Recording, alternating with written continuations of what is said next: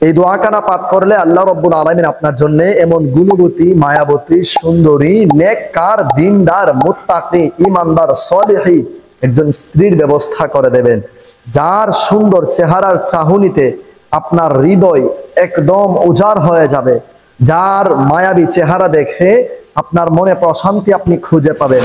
এমন সুন্দর, গুণবতী, মায়াবতী, মর্যাদাবান, বংশমর্যাদাবান এমন মেয়ে কোথায় পাবো? এমন মেয়ে পাওয়ার জন্য কোনো কিছুই করতে হবে না, শুধু 5 ওয়াক্ত নামাজ পড়ে ছোট্ট একখানা দোয়া পাঠ করবেন, অথবা নামাজের বাহিরেও সর্বক্ষণ সবসময় এই দোয়াখানা বেশি বেশি পাঠ করবেন। এই দোয়াখানা আল্লাহ রাব্বুল আলামিন পবিত্র কোরআনুল কারিমে বলে দিয়েছেন। আল্লাহ তাআলা বলেন, রব্বানা হাবলানা মিন আজওয়াজিনা ওয়া যুররিয়াতিনা কুররাতা আয়ুনি ওয়াজআলনা লিল মুত্তাকিনা ইমামা। দেখবেন প্রায় আলেমগণ, প্রায় ইমাম সাহেবরাই, প্রায় খতিবরাই এই দোয়াখানা সকল মুসল্লিয়ানে কেরামদেরকে নিয়ে এই দোয়াখানা মোনাজাতে বলে থাকেন। তো এই দোয়াখানা বেশি বেশি পাঠ করুন। এই দোয়াখানা পাঠ করলে আল্লাহ রাব্বুল আলামিন আপনার জন্য এমন গুণবতী, মায়াবতী, সুন্দরী, নেককার, দিনদার, মুত্তাকি, ঈমানদার, সলিহী একজন স্ত্রীর ব্যবস্থা করে দেবেন, যার সুন্দর চেহারার চাহনিতে আপনার হৃদয় একদম উজাড় হয়ে যাবে, যার মায়াবী চেহারা দেখে আপনার মনে প্রশান্তি আপনি খুঁজে পাবেন, সারাদিনের পরিশ্রম আপনি ভুলে যাবেন। অতএব ওই রকম গুণবতী, মায়াবতী, সুন্দরী, রূপসী, পর্দানসীন মেয়েকে বিবাহ করার জন্য আপনি এই দোয়াখানা বেশি বেশি পাঠ করতে হবে। এবং এই দোয়াখানা বেশি বেশি পাঠ করার সময় শুধু আল্লাহ রাব্বুল আলামিনের প্রতি এইরকম একটি ইচ্ছা যেন আপনার ভেতরে থাকে যে আল্লাহ, আমি ওই রকম একজন দিনদার, মুত্তাকি, ঈমানদার, সলিহী বান্দি চাই। আমাকে ওই রকম একজন বান্দিনী দাও, যার মায়াবী চেহারা আমার চক্ষু শীতল হয়ে যাবে, যার চাহনি দেখে আমার মন প্রাণ হৃদয় উজাড় হয়ে যাবে, এবং আমি যেন সেই ইমানদারিনীর ইমাম হতে পারি। ওয়াজআলনা লিল মুত্তাকিনা ইমামা, আমি যেন তার ইমাম হতে পারি, সে যেন আমার কথার বাহিরে না যায়, সব সময় যেন আমাকে নেতা মানে। ইমাম অর্থই হচ্ছে নেতা, সে যেন আমাকে নেতা মানে, আমার কথার বাধ্য যেন সে থাকে। তো ওই রকম ভাবে আপনি এই দোয়াখানা অর্থই হচ্ছে আপনি নেতা, একজন ইমানদারের নেতা হিসেবে আল্লাহ আপনাকে কবুল করবেন। সো এই দোয়াখানা বেশি বেশি পাঠ করুন। রব্বানা হাবলানা মিন আজওয়াজিনা ওয়া যুররিয়াতিনা কুররাতা আয়ুনি ওয়াজআলনা লিল মুত্তাকিনা ইমামা। সুবহানাল্লাহি ওয়া বিহামদিহি সুবহানাল্লাহিল আযীম। এবার আসুন কুফুটা কি আমরা জেনে নিই। কুফুর উদাহরণ দিতে গেলে অনেক কিছু। সবার প্রথমে আমরা বয়স থেকে নিয়ে শুরু করি। ধরুন আপনি একটি ছেলে, আপনার বয়স 30 বছর বয়স, আপনি একটি মেয়েকে বিবাহ করছেন, তার বয়স মাত্র 15 কিংবা 16। এখন আপনি 10 বছর পর আপনার বয়স হবে 45, আর সেই মেয়েটার বয়স হবে 25। সেই মেয়েটি পরিপূর্ণ যুবতী হয়ে উঠবে, আর আপনি যৌবনের বয়স পাড়ি দিয়ে বৃদ্ধকালে পা রেখেছেন, বৃদ্ধের তালিকায় আপনার পা চলে গিয়েছে।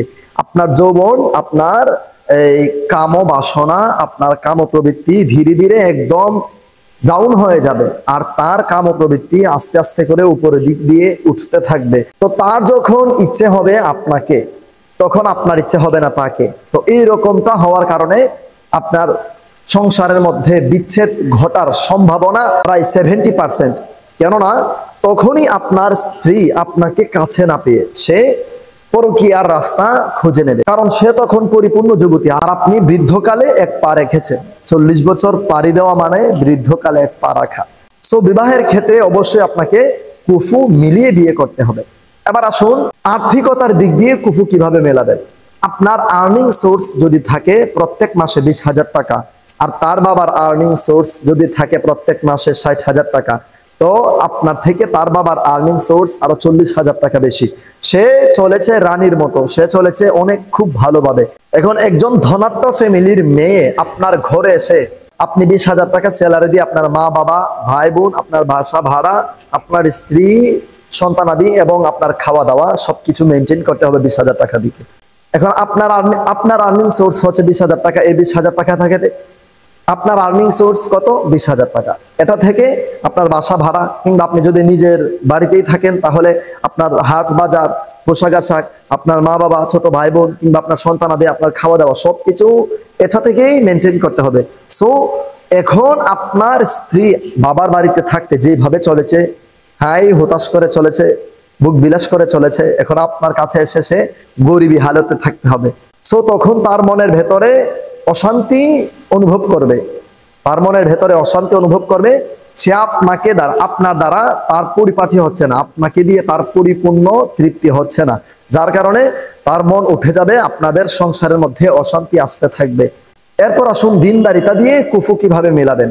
আপনি একজন জেনারেল শিক্ষিত, আপনি যদি একজন মাদ্রাসা পড়ুয়া মেয়েকে, একজন পর্দানসীন দিনদার মুত্তাকি ঈমানদার সলিহি বান্দিনীকে আপনি বিবাহ করেন, সে চাইবে দিনদারিতা, সে দিনদারিতাকে প্রাধান্য দেবে, আর আপনি দিনদারিতাকে নট অ্যালাউড করবেন। তো সে চাইবে বোরকা পরে যেতে, আর আপনি চাইবেন ড্রেস পরে যায়। তো এখানে আপনার আর তার কোনো কিছুই মিলছে না। সে চাইবে একভাবে চলতে, আপনি চাইবেন আর একভাবে চালাতে। এখন আপনি হাজবেন্ড, আপনাকে মানা তার দায়িত্ব। এখন আবার আপনারও আগে আল্লাহ রাব্বুল আলামিনের হুকুম মানা তার দায়িত্ব। সবার প্রথমে আল্লাহর হুকুম মান্য করা, এরপর আপনি স্বামী হিসেবে আপনার হুকুম মান্য করা। সো সে আল্লাহর হুকুম মান্য করতে গিয়ে আপনাকে অমান্য করবে, তখন আপনার ভালো লাগবে না, তখন আপনাদের মাঝে তর্ক বিতর্ক অনেক কিছু হয়ে যাবে, তখন আবারও সংসারের মধ্যে অশান্তি আসবে। এইরকম অসংখ্য অনেক কিছুই রয়েছে, অসংখ্য বিষয় রয়েছে যা কুফুর সাথে মিল নেই। সো প্রধানত এই তিনটি বিষয়ে কুফু মিলাবেন। প্রথমত হচ্ছে বয়সের দিক দিয়ে, দ্বিতীয়ত হচ্ছে আর্থিক দিক দিয়ে, তৃতীয়ত হচ্ছে দিনদারিতা দিয়ে।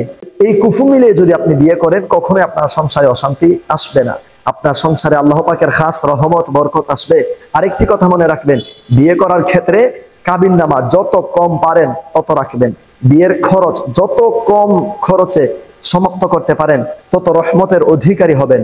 আপনার বিয়েটা যেন খুব কম খরচের মধ্যে হয়ে যায়। আপনার বিয়েতে খরচ যত কম থাকবে, আল্লাহ পাকের খাস রহমত তত বেশি থাকবে। সুবহানাল্লাহি ওয়া বিহামদিহি সুবহানাল্লাহিল আযীম। প্রিয় দর্শক শ্রোতা মণ্ডলী, আশা করছি আপনারা সকলে বুঝতে পেরেছেন।